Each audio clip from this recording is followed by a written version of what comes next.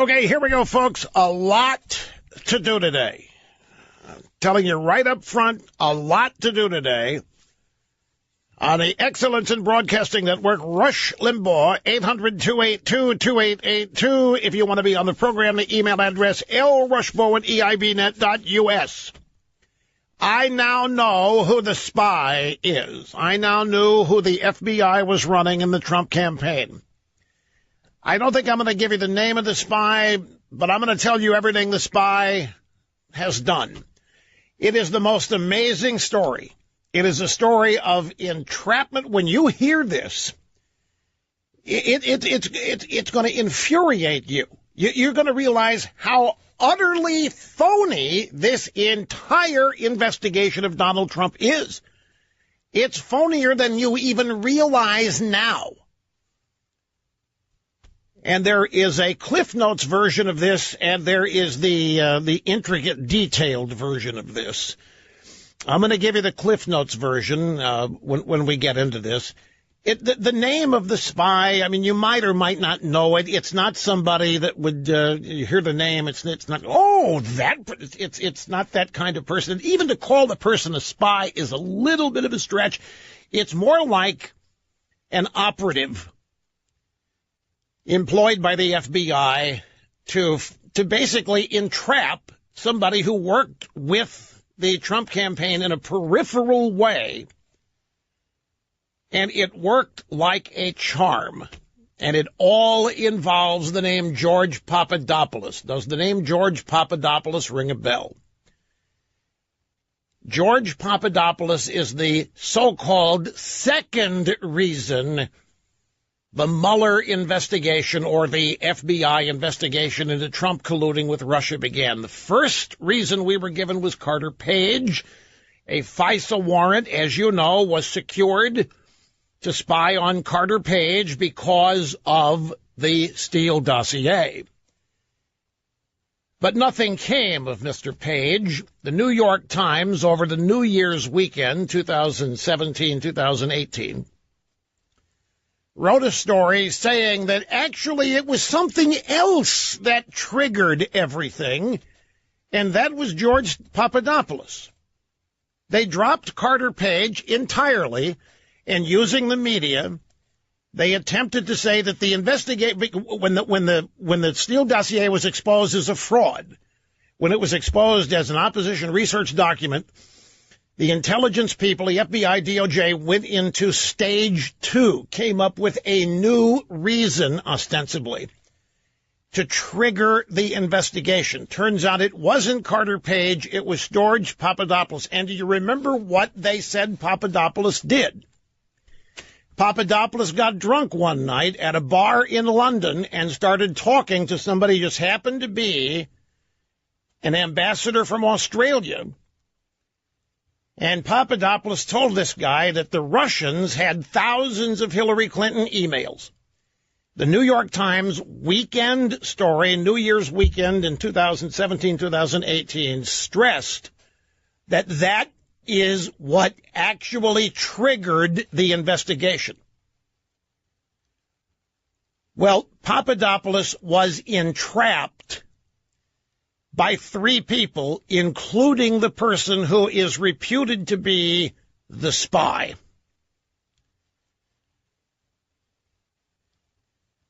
And very simply, here's the Cliff Notes version of what happened. George Papadopoulos, a 24-year-old peripheral member of the Trump foreign policy campaign team. He was a nothing.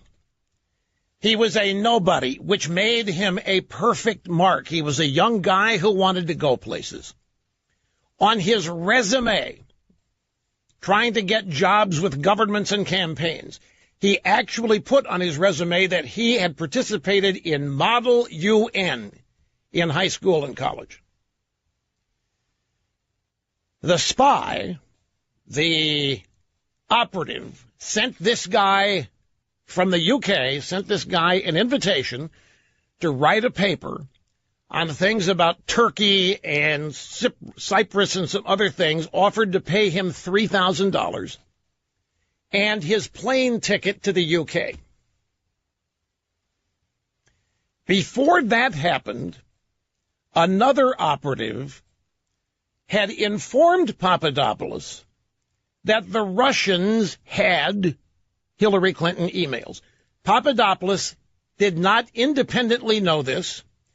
He was told this by a Russian spy or a person connected to the Russians whose name is Mifsud. Mifsud operates with the person thought to be the FBI's informant on the Trump campaign and the Australian ambassador. So some months before Papadopoulos was offered this research paper and speech by the informant, he was paid $3,000 for it, his plane ticket to Europe. Sometime before that, this Mifsud guy happened to see, Papadopoulos was set up and targeted. And he was told, by the way, Russians have 3,000 or a bunch of Hillary emails, thousands of Hillary emails.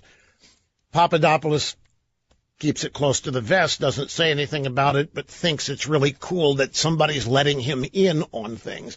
In other words, Papadopoulos, reputedly the source and the reason, the second explanation for the investigation, only knew, supposedly, the Russians don't have Hillary. We don't even know that that's true. But they planted that news with him to set him up. It's, folks, it is, this is entrapment like you cannot believe. So Papadopoulos, when he's given this offer of $3,000 to do a lecture and write a report by the FBI's informant, he already knows, because he's been told by this Mifsud fellow, that the Russians have thousands of Hillary emails. So when he is summoned, and Papadopoulos himself says this invitation to write this paper and come to the UK and be given $3,000 came out of the blue. He couldn't figure it out. Why me? He was asking himself. But he accepted and he went over. He met with the informant. And during a conversation, the informant said, George, do you remember? Does it ring a bell? The Russians have thousands of Hillary emails. You remember this? So now Papadopoulos is hearing it for the second time. But he doesn't know that he's talking to an informant for the FBI, a quote-unquote spy.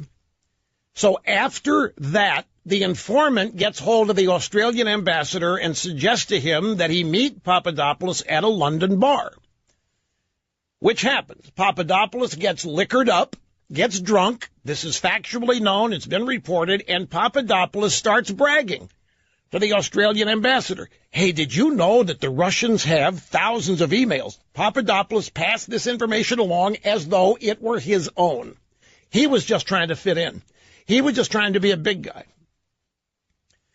Papadopoulos telling this story to the Australian ambassador is what triggered this as news. Papadopoulos did not independently know this. He was fed this information.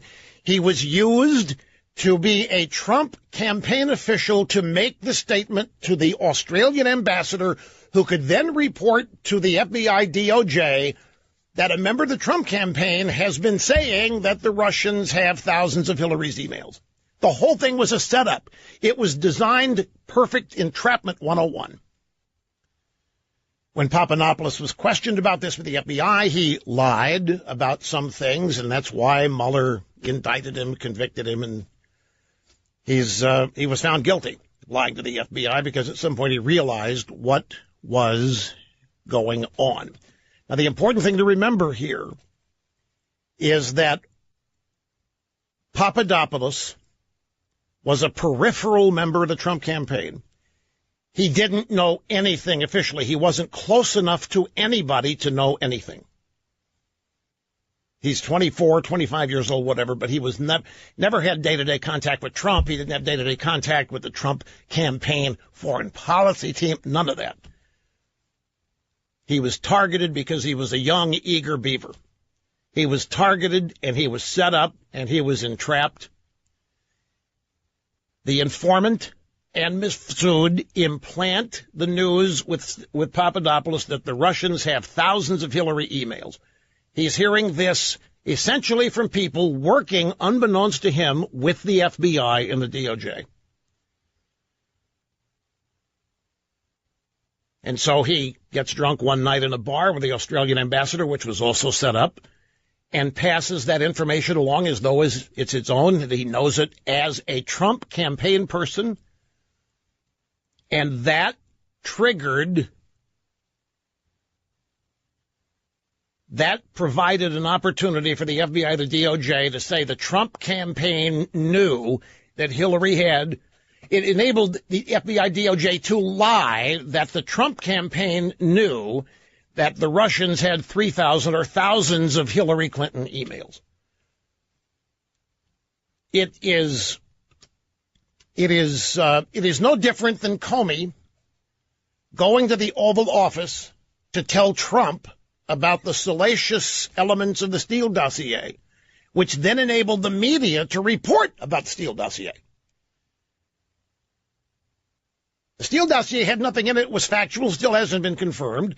And because of that, they had to drop it. They had to drop the FISA warrant on Page. It wasn't going anywhere. They needed another so-called reason to conduct this investigation. Papadopoulos was the mark. So just as James Comey tells the president, well, James Comey was instructed by Clapper to tell the president about the dossier. Comey has admitted in interviews that was his assignment. He didn't tell Trump who paid for the dossier. His assignment was to tell Trump it existed. After he did that, Comey tells Clapper, mission accomplished. Clapper calls CNN. CNN reports the Steele dossier and that Trump knows about it. That's how that story begins. They get a Pulitzer Prize for this. Or there's some kind of award from the White House Correspondents Association. This thing with Papadopoulos is no different than that. And there might be two other people that have been set up as Papadopoulos was. Page might be, his involvement here might be the result of a setup or sting as well. Now, that's the Cliff Notes version of this. The detailed version is more harrowing, and it'll tick you off.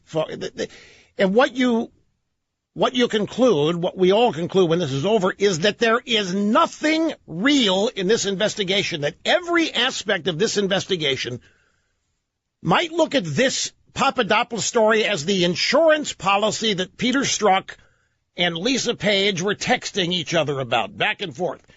Remember when she was saying that better keep out the possibility Trump could win? No, there's no way. She was saying, I don't know. And Strzok said, well, then we need an insurance policy. The Papadopoulos thing may well be the insurance policy. But the thing to know here is that George Papadopoulos did not know that the Russians had thousands of Hillary Clinton emails until he was told by the informant, the FBI informant, who was ratting on, implanted in the Trump campaign.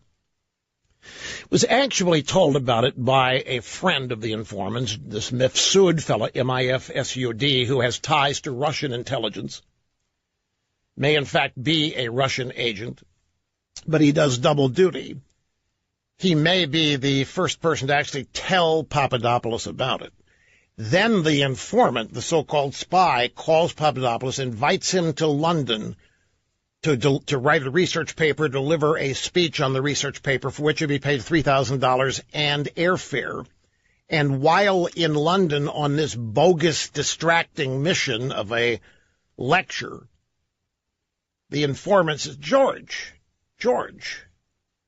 remember that story? Have you heard about the Russians got thousands of Hillary's emails? So he hears it for the second time now.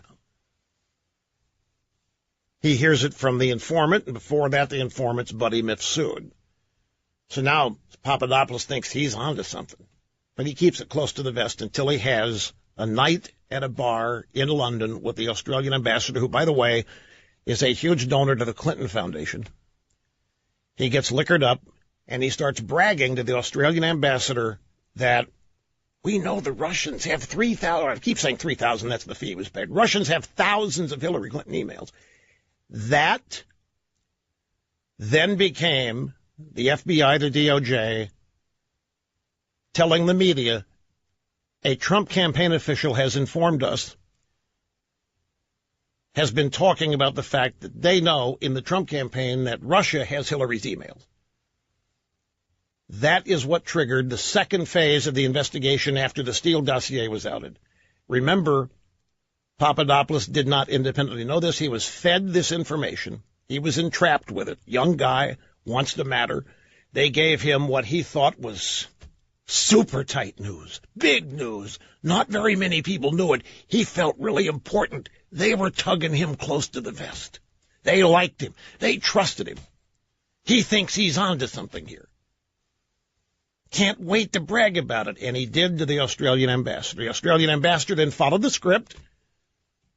Said, guess what? The Trump campaign's bragging about all these emails that they know of Hillary that the Russians have. Bam!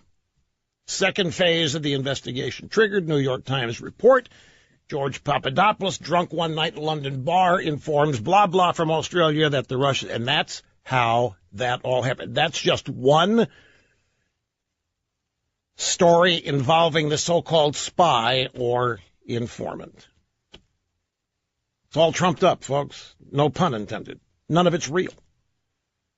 All of it was made up. It was simply created to permit an investigation. Just like Comey telling Trump the dossier existed served as the mechanism to get the media in the clear to report on the dossier. This thing is more fake.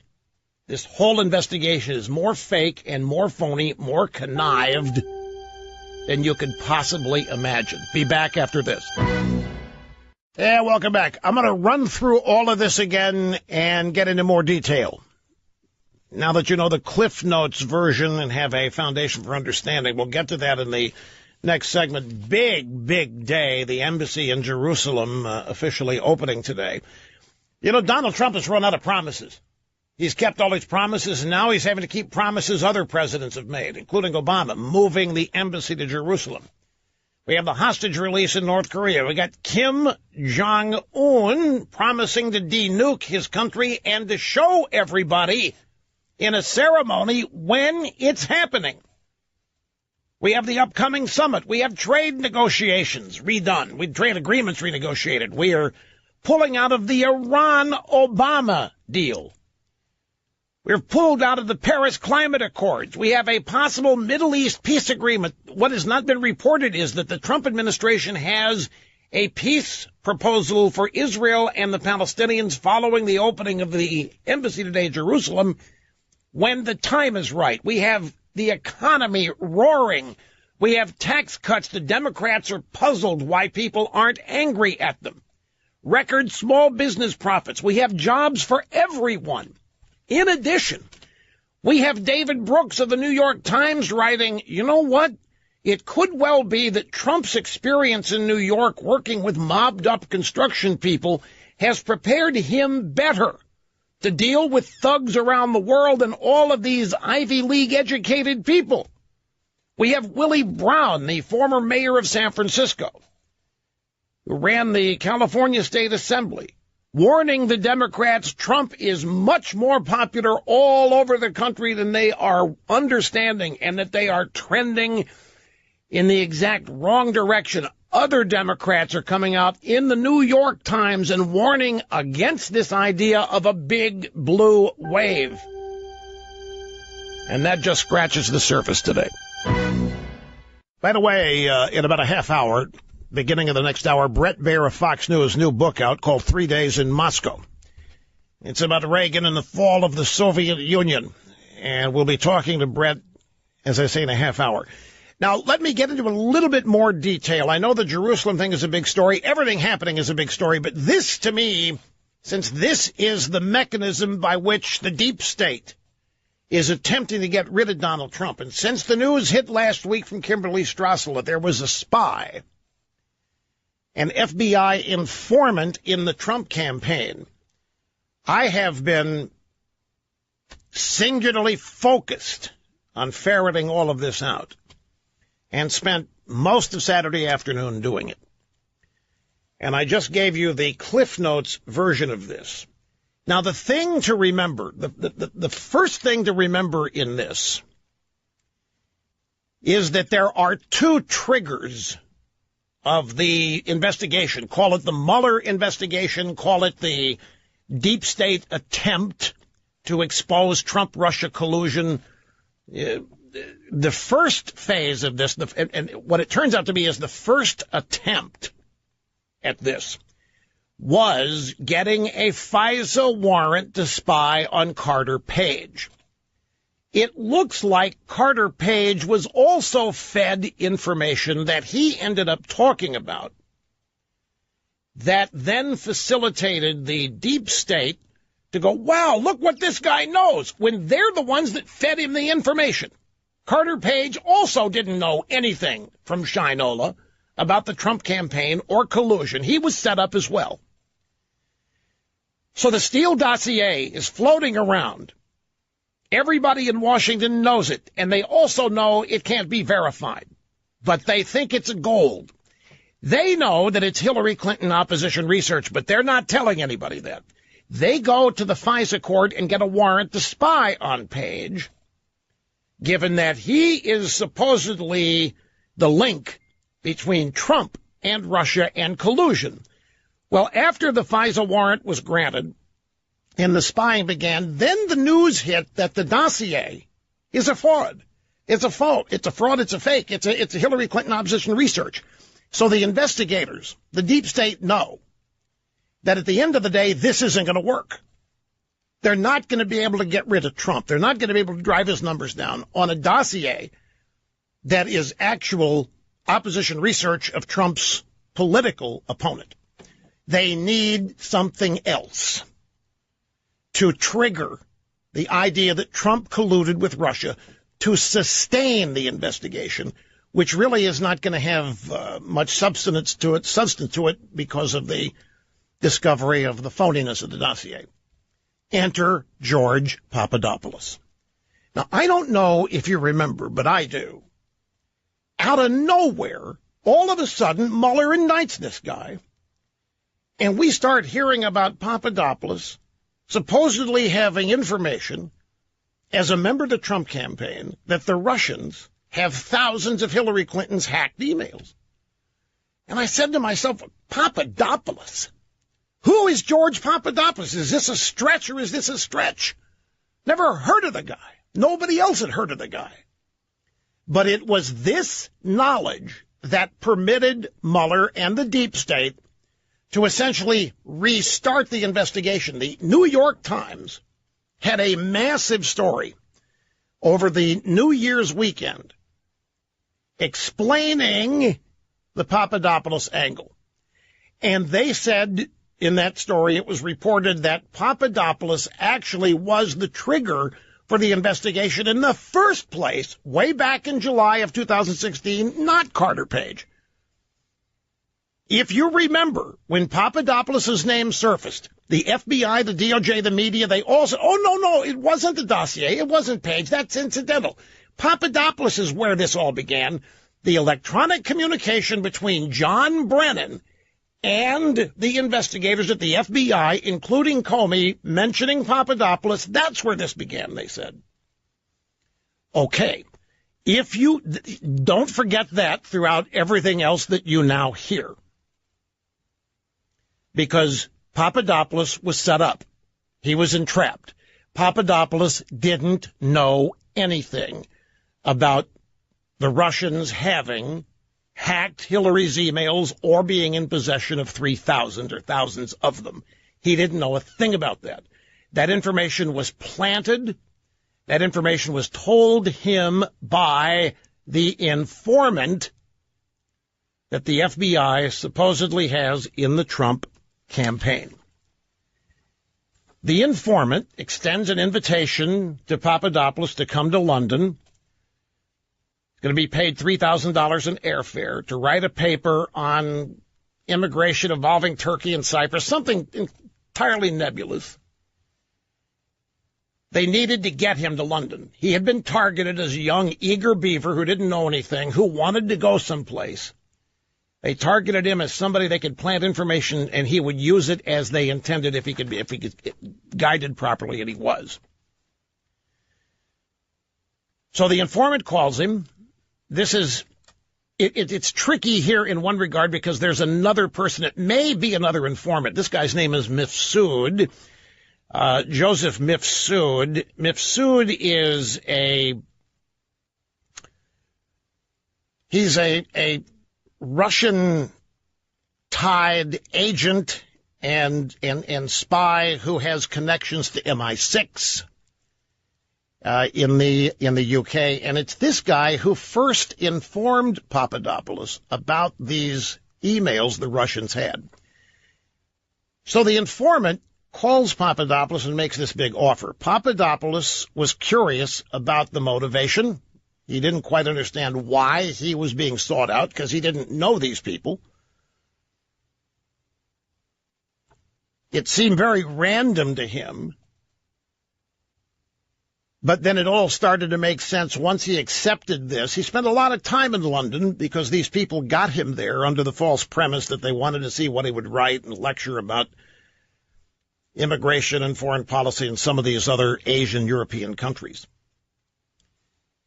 So after Papadopoulos accepts the invitation and is in the United Kingdom, the informant on one occasion said to Papadopoulos, "George, you know about hacking the emails from Russia, right? You've heard about that." Well, Papadopoulos had because he had been informed by the informant's friend, Mifsud. It was the informant/spy who sought out Papadopoulos and mentioned the existence of the emails. At this point, we have to bring in the Russian ambassador, a guy named Downer, Alexander Downer, who then gets himself introduced to Papadopoulos through Joseph Mifsud, who has also told Papadopoulos about these phantom emails. Downer, the ambassador from Australia and a donor to the Clinton Foundation, and Papadopoulos go out drinking one night. Papadopoulos starts bragging about knowing about these emails that the Russians have, Hillary Clinton emails. Downer knows that Papadopoulos has been told about this by his two buddies, the informant and his friend. Downer is a complicit player in this. He didn't just happen to be randomly drinking with Papadopoulos one night at a bar. They were set up to go there together so that Papadopoulos hopefully would brag to him about these emails that he, Papadopoulos, knew. When Papadopoulos came through and did this then enabled Alexander Downer to report to the Americans, the FBI, the DOJ, that there's somebody from the Trump campaign in London running around bragging about all of these emails he knows that the Russians have. So it's a circle. Papadopoulos in the middle as the person entrapped. And it is Papadopoulos was set up, including getting him drunk, so that he would talk about the Hillary emails that they had told him about. Papadopoulos had been informed by Joseph Mifsud. Again, this guy is a London-based academic who professed to have Kremlin connections.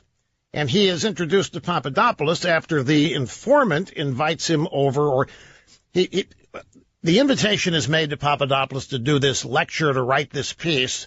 That then opens up a channel of communication between Mifsud and Papadopoulos. So before Papadopoulos even arrives in London, Mifsud informs him of the emails that the Russians have, the Hillary emails that the Russians hacked. So Papadopoulos is told this before he even arrives in London. I want to make that clear. Then he gets to London, accepting the invitation of the informant spy, who then happens to ask, "George, you remember this story, right, about the Russians hacking Hillary's emails, and they have them? You remember?" "Oh, yeah, of course I do."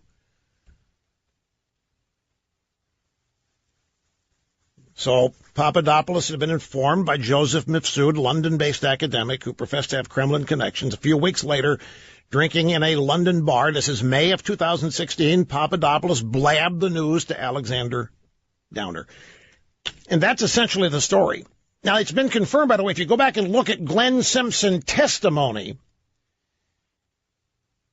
private testimony, behind closed doors testimony, to House and Senate committees, he alludes to all of this in a roundabout way. Glenn Simpson of Fusion GPS. I mean, the more detail I go into there, the more convoluted the story gets because we're skipping back and forth in time. But if you, like I said, it took me a number of hours on Saturday to put this all together.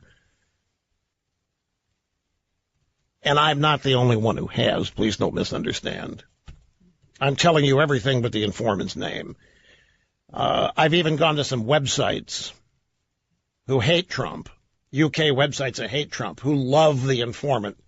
The informant's an Oxford professor. He's typical establishment elitist person in his 70s. And he comes from the whole elitist establishment crowd, which would be appalled at somebody like Donald Trump being elected. He's got ties to U.S. politics, has dual citizenship. He has UK citizenship and American citizenship and has served in American administrations, widely known to American intelligence people and the FBI. And he was asked to perform this mission with Papadopoulos. And it's simply, at its base level, is a story of entrapment. Papadopoulos then is questioned by Mueller about all of this when the news hits that it was Papadopoulos rambling in a bar in London that actually triggered the investigation. That's what Mueller and Rosenstein, everybody wants us to believe. It was Papadopoulos, not Carter Page, not the FISA warrant, not the Steele dossier. They're trying to make us believe that those things are not what really triggered this. They're incidental. The dossier is incidental. Carter Page is incidental. Papadopoulos is the reason all this happened. Papadopoulos is the guy that had the news that Trump campaign knew that the Russians had hacked emails from Hillary and may have had something to do with it. That's what they're saying triggered this investigation in July of 2016. And I can tell you assuredly that it's all bogus. That Papadopoulos was entrapped and set up and didn't independently know this. And in fact, it's not ever been established that the Russians have thousands of Hillary Clinton emails. That, too, likely has been totally made up to fit this narrative, this intricately woven web of deceit. The trigger point for this, the thing everybody's looking at, is the electronic communication that got all of this started, and that triggers back to John Brennan, who was Obama's CIA director, who even admitted one day on Meet the Press, he was asked by Chuck Todd, look, this information that we have here, did this all come to you from the Five Eyes, which is our European and Australian allies, who help us with intelligence? And Brennan said, well, no, not really. You know, we're really, really tight with British intel. And he was really huffing and puffing and trying to remain uncommitted.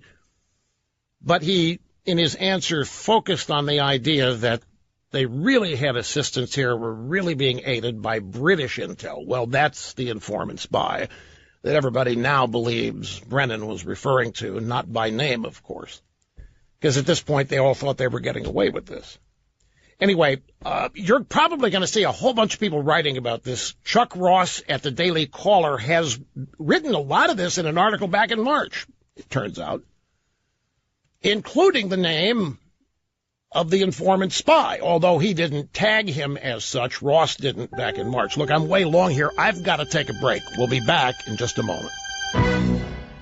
Now, folks, everything I've just told you is what Devin Nunes at the House Intelligence Committee is trying to get confirmed.